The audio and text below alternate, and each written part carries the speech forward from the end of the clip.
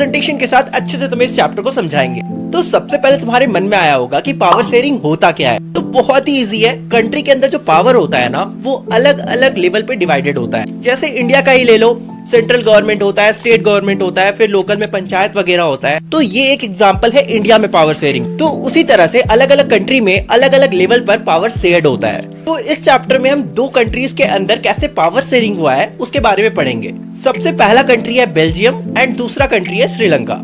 तो सबसे पहले हम लोग पढ़ने वाले हैं बेल्जियम के बारे में। तो बेल्जियम एक बहुत ही छोटा सा कंट्री है जो कि यूरोप में पाया जाता है। और बेल्जियम का जो पूरा एरिया है ना, वो हमारे इंडियन स्टेट हरियाणा से भी छोटा है। और बेल्जियम का जो पॉपुलेशन है वो बस 1 करोड़ है, जो कि हरियाणा का हाफ पॉपुलेशन होता है। वैसे बेल्जियम अपने बॉर्डर्स को नीदरलैंड, जर्मनी और फ्रांस के साथ शेयर करता है। मतलब कि बेल्जियम के बगल में नीदरलैंड, फ्रांस और जर्मनी जैसे कंट्रीज आते हैं। अब तुम लोग ध्यान से मैप में नजर डालो। ये जो बेल्जियम का ऊपर वाला हिस्सा है ना, इसे फ्लेमिश रीजन बोलते हैं और यहाँ पे 59% डच रहते हैं। और ये जो बेल्जियम के नीचे वाला हिस्सा है, इसे हम वलोनिया रीजन बोलते हैं और यहाँ पे 40% फ्रेंच पीपल रहते हैं। और ये जो तुम्हें बीच में छोटा सा जगह दिख रहा है ना, ये ब्रुसेल्स है, जो कि बेल्जियम का कैपिटल है। एंड यहाँ पे कहानी पूरा उल्टा है। यहाँ पे 80% फ्रेंच पीपल रहते हैं एंड सिर्फ 20% डच पीपल रहते हैं। वैसे बेल्जियम में 1% जर्मन पीपल भी रहते हैं। हालांकि उनके बारे में हमें ज्यादा नहीं पढ़ना है क्योंकि उनका पॉपुलेशन बहुत कम है। अब देखो इस मैप को देखकर तुम्हें क्या समझ में आया कि सेंट्रल लेवल पे, मतलब पूरे कंट्री में डच की पॉपुलेशन ज्यादा है और फ्रेंच की पॉपुलेशन कम है। लेकिन वहीं पर बेल्जियम के कैपिटल में फ्रेंच की पॉपुलेशन ज्यादा है और डच की पॉपुलेशन कम है। अब ऑब्वियसली इसके कारण पावर शेयरिंग में थोड़ा तो फर्क पड़ेगा ही, जिसके बारे में हम आगे पढ़ेंगे। अब देखो इन कारणों से क्या होता है, 1950 और 1960 के बीच में फ्रेंच स्पीकिंग कम्युनिटी और डच स्पीकिंग कम्युनिटी के बीच में टेंशन बढ़ जाती है। और ये जो टेंशन थी ना, ये बेल्जियम के कैपिटल ब्रुसेल्स में तो और भी ज्यादा बढ़ गई थी। और इसके दो मेन रीजंस है। पहला रीजन ये है कि जो फ्रेंच स्पीकिंग कम्युनिटी थी ना, वो बहुत ज्यादा रिच और पावरफुल थी। इसलिए जो डच स्पीकिंग कम्युनिटी थी, उन्हें हमेशा दब के रहना पड़ता था।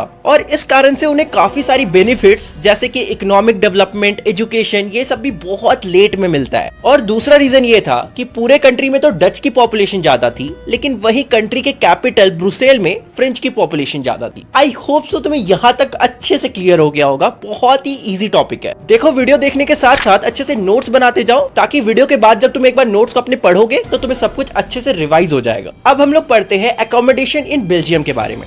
तो जैसे कि तुम लोगों ने देखा, फ्रेंच और डच स्पीकिंग कम्युनिटी के बीच में टेंशन बढ़ते जा रहे थे और किस तरह से डच स्पीकिंग कम्युनिटी सप्रेस हो रही थी। तो अब हम अगले टॉपिक में ये जानेंगे कि बेल्जियम के गवर्नमेंट ने ऐसे कौन से एक्शंस लिए जिससे ये सारे टेंशन सॉल्व हो गए। और इस टॉपिक का नाम है accommodation in Belgium. In problems को दूर करने के लिए बेल्जियम में टोटल 4 कॉन्स्टिट्यूशन में बदलाव हुए, यानी कि कॉन्स्टिट्यूशन को 4 बार अमेंड किया गया। और ये सारे बदलाव 1970 और 1993 के बीच में हुए। तो अब हम एक एक करके जानेंगे कि वो कौन कौन से चेंजेस थे। तो पहला जो चेंज था वो ये था कि सेंट्रल गवर्नमेंट में जितने भी मिनिस्टर्स रहेंगे, उसमें से 50% डच स्पीकिंग कम्युनिटी के होंगे और 50% फ्रेंच स्पीकिंग कम्युनिटी के होंगे। तो दूसरा चेंज ये था कि कंट्री में जब भी कोई स्पेशल लॉज लाने होंगे तो वो दोनों कम्युनिटीज के मिनिस्टर्स के इक्वल मेजोरिटी सपोर्ट के बाद ही बनेंगे। और तीसरा सबसे बड़ा जो चेंज था वो ये था कि स्टेट गवर्नमेंट जो है उसको ज्यादा पावर्स दिए जाएंगे और वो सेंट्रल गवर्नमेंट के सबऑर्डिनेट नहीं रहेगी, यानी कि वो सेंट्रल गवर्नमेंट के नीचे नहीं रहे। और चौथा जो चेंज था वो ये था कि ब्रुसेल्स जो कैपिटल है उसका अपना एक अलग गवर्नमेंट रहेगा, जिसमें कि दोनों कम्युनिटी के लोग इक्वल रिप्रेजेंट करें। और पांचवा और आखिरी जो चेंज था वो ये था कि सेंट्रल और स्टेट गवर्नमेंट के अलावा एक और गवर्नमेंट भी रहेगा, जिसे हम कम्युनिटी गवर्नमेंट बोलेंगे। और ये जो कम्युनिटी गवर्नमेंट होगा वो लोकल लेवल पे रहेगा,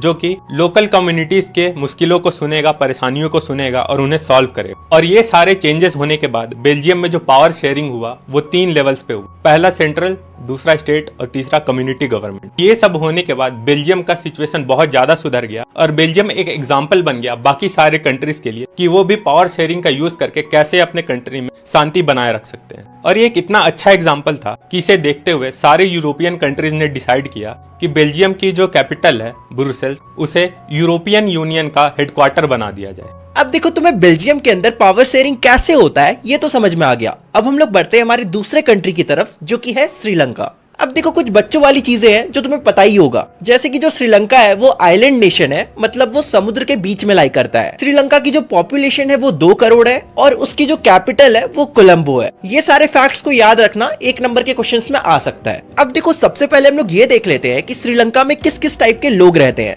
मतलब कि बेसिकली हम श्रीलंका के एथनिक कॉम्पोजिशन को देख लेते हैं। तो यहाँ पे तुम लोग देख सकते हो कि श्रीलंका में 74% लोग सिन्हालाज लैंग्वेज को बोलते हैं जो कि बुद्धिस्ट हैं। 18% लोग तमिल बोलते हैं जो कि दोनों हिंदू और मुस्लिम हैं, एंड बचे हुए 7% तुम्हारे क्रिश्चियंस हैं। अब यहाँ पे ध्यान से देखो, ये जो 18% तमिल लोग हैं ना, ये लोग भी 2 कैटेगरी में डिवाइडेड हैं। नहीं, मैं हिंदू मुस्लिम की बात नहीं कर रहा, मैं यहाँ पे नेटिव तमिल और इंडियन तमिल्स की बात कर रहा हूँ। नेटिव तमिल वो तमिल पीपल है जो कि वही श्रीलंका में बॉर्न हुए थे, मतलब वहीं के रहने वाले हैं। लेकिन वहीं इंडियन तमिल्स वो तमिल्स हैं जो इंडिया से श्रीलंका सिर्फ टी प्लांटेशन के लिए लाए गए। तो अब तुम्हें ये समझ में आ गया कि श्रीलंका के अंदर किस किस कम्युनिटी के लोग रहते हैं। अब देखो आगे बढ़ने से पहले हमने बेल्जियम में क्या देखा था, हमने ये देखा था कि वहाँ की गवर्नमेंट ने कितने अच्छे से पावर शेयरिंग किया था, जिस वजह से उनके कंट्री में फ्रेंच और डच कम्युनिटी के लोग बहुत ही अच्छे से रहने लगे। तो बेल्जियम एक अच्छा एग्जाम्पल था पावर शेयरिंग का। लेकिन अभी हम लोग देखेंगे कि श्रीलंका की गवर्नमेंट ने कितनी बड़ी बेवकूफी की पावर शेयरिंग ना कर। चलो हम लोग अच्छे से 3 पॉइंट में समझते हैं। 1956 में श्रीलंका में एक ऐसा लॉ पास किया गया जिसमें सिन्हालास को ऑफिशियल लैंग्वेज बना दिया गया और तमिल को इग्नोर कर दिया गया। फिर सेकंड पॉइंट है, गवर्नमेंट ने सिन्हाला स्पीकिंग कम्युनिटी को यूनिवर्सिटी पोजीशंस देने लगे और गवर्नमेंट जॉब में भी ज्यादा फेवर करने लगे। और जो नया कॉन्स्टिट्यूशन बनाया गया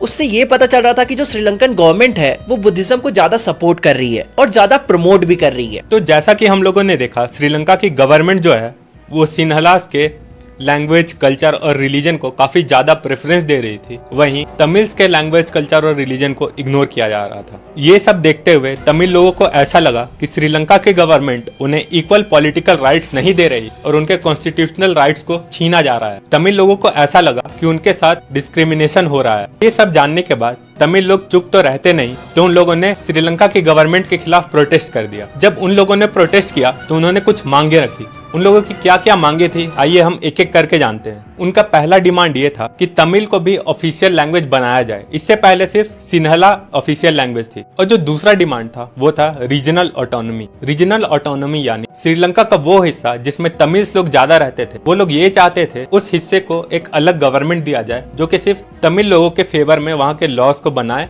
और तमिल लोगों के इंटरेस्ट को सुना जाए। तीसरा डिमांड था वो था उनका इक्वल जॉब अपॉर्चुनिटीज और इक्वल एजुकेशन का। ये तीनों डिमांड रखने के बाद जब तमिल लोगों को ऐसा लगने लगा कि गवर्नमेंट उनके किन्हीं भी डिमांड को नहीं सुन रही है, तो उन्होंने फाइनली एक अलग देश का ही डिमांड कर दिया। वो लोग ये चाहते थे कि श्रीलंका का जो नॉर्थ और ईस्टर्न एरिया है उसमें उन्हें एक अलग देश मिल जाए जिसका नाम वो लोग तमिल इलम रखना चाहते थे। अभी तक तो सब कुछ पीसफुली चल रहा था, लोग प्रोटेस्ट भी पीसफुली कर रहे थे। जब गवर्नमेंट ने किसी भी मांग को नहीं सुना तो ये प्रोटेस्ट देखते देखते बहुत ही ज्यादा वायलेंट हो गया और फाइनली ये एक सिविल वॉर में कन्वर्ट हो गया, जिसमें बहुत से लोगों ने अपनी जान खोई, बहुत से लोगों को अपना देश छोड़ के जाना पड़ा, जिसके कारण वो लोग रिफ्यूजीज बन जाए। रिफ्यूजीज का मतलब वो लोग होता है जब किसी भी वॉर के कारण लोगों को अपना देश छोड़ना पड़ता है और वो जब दूसरे देश में जाते हैं तो उस देश में वो लोग रिफ्यूजीज कहलाते। तो बहुत से लोगों को अपना घर छोड़ना पड़ गया और बहुत से लोग अपना जीवन खो गए। तो यहाँ तक था श्रीलंका का स्टोरी। तो अभी तक हमने 2 कंट्रीज के बारे में पढ़ा, एक बेल्जियम और एक श्रीलंका। तो हमने देखा कि कैसे इन दोनों कंट्रीज ने अपने अपने सिचुएशन को, जो कि ये था कि